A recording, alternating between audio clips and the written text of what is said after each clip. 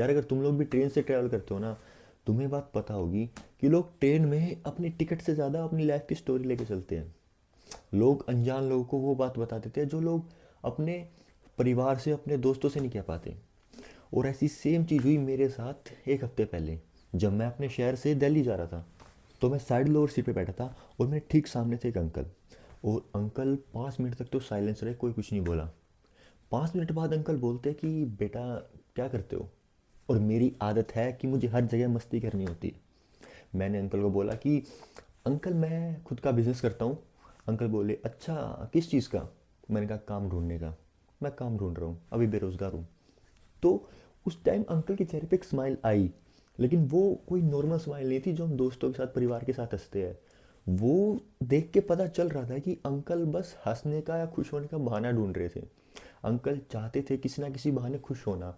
लग रहा था कि उनके सर से कोई टेंशन उतर गई हो। फिर मैंने बताया कि नहीं अंकल, मैं वीडियो बनाता हूँ, मुझे एक कंटेंट क्रिएटर बनना है। उसके बाद अंकल ने कहा कि वाह। अंकल ने यही बोला कि वाह, एक टाइम पे हमने भी सपने देखे थे, मैं भी कुछ अलग करना चाहता था, उनके भी कुछ बड़े ड्रीम्स थे, लेकिन जिम्मेदारी। और फिर अंकल ने शुरू की अपनी ऑटोबायोग्राफी। अंकल ने बताया कि उनका सपना था एक ट्रेडिशनल डांसर बनने का। उसके बाद पापा का बिजनेस, छोटे भाई का लोन, शादी जो अरेंज थी, और वो एक लड़की भी जो समझ नहीं पाई। भाई मैंने सिर्फ अपनी पानी की बोतल खोली थी, पर अंकल ने 1998 से लेके 2025 तक का रिवाइंड दे दिया मुझे।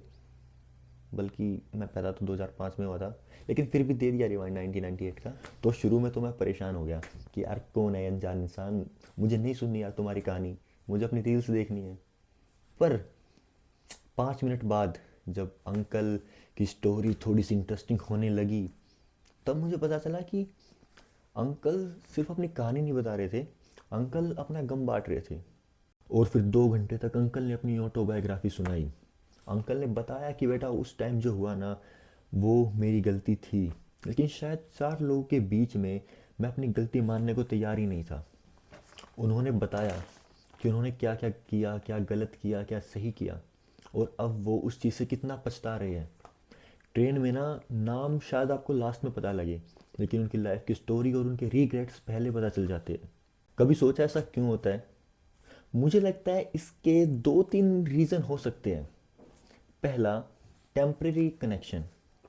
शायद लोगों को ये लगता हो कि ये इंसान फिर नहीं मिलेगा, इससे हमें कोई खतरा नहीं है, इसे हम जो चाहे बता सकते हैं, और ना ही ये हमें जज करेगा इस टाइम पे।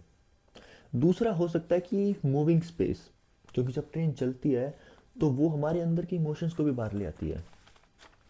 तीसरा, शायद हमें साइलेंस अनकंफर्टेबल लगती है, क्योंकि जब दो लोग आमने सामने बैठे हो बहुत देर तक, तो लगने लगता है कि यार कुछ बात करें।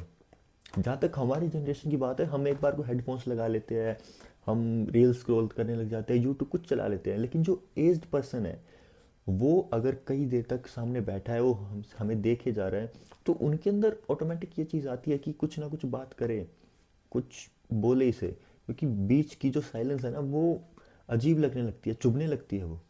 हम अपने घर वालों को कुछ नहीं बताते, दोस्तों को फिल्टर करके बताते हैं, और इंस्टाग्राम पे हाईलाइटेड वर्जन।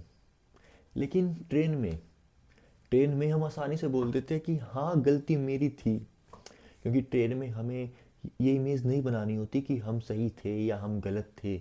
वहाँ सिर्फ इंसान होता है, वहाँ कोई जज करने वाला नहीं होता। वहाँ तुम्हें पता है कि ये इंसान अगले स्टेशन पे उतर जाएगा, हम इससे आज मिल रहे हैं, आज इससे जो कहना है कह सकते हैं, लेकिन फिर ज़िंदगी में हो सकता है कभी भी ना मिले। मैंने नोटिस किया कि अंकल बोले जा रहे थे। मैंने नोटिस किया कि 40 से 45 मिनट हो चुके थे अंकल को बोलते हुए। वो सिर्फ बोले जा रहे थे, मैं सुनता जा रहा था। पर उनकी कहानी में कहीं ना कहीं मुझे अपना फ्यूचर दिख रहा था। अंकल की लाइफ का रिग्रेट मेरे लिए वार्निंग साइन था। ट्रेन ना सिर्फ हमें हमारी डेस्टिनेशन पे नहीं ले जा रही थी, बल्कि हमारी सोच को नेक्स्ट स्टेशन पे लेके जा रही थी। इससे एक बात ये भी याद आती है कि सफ़र में मिले थे लेकिन असर गहरा कर गए। सफ़र में मिले थे लेकिन असर गहरा कर गए। उन्होंने सिर्फ अपनी कहानी बताई थी, लेकिन हमारे लिखने का तरीका बदल गए। शायद इसीलिए लोग बोलते हैं कि ट्रेन में सफ़र तो टेम्पररी होता है, लेकिन लाइफ वहाँ पे परमानेंट लगने लगती है। और जब इंसान को लगता है कि कोई है जिसे वो बात बता सकता है, तो उसका गिल्ट काफ़ी हद तक कम हो जाता है। और ट्रेन में टिकट के साथ थेरेपी हमेशा फ्री मिलती है।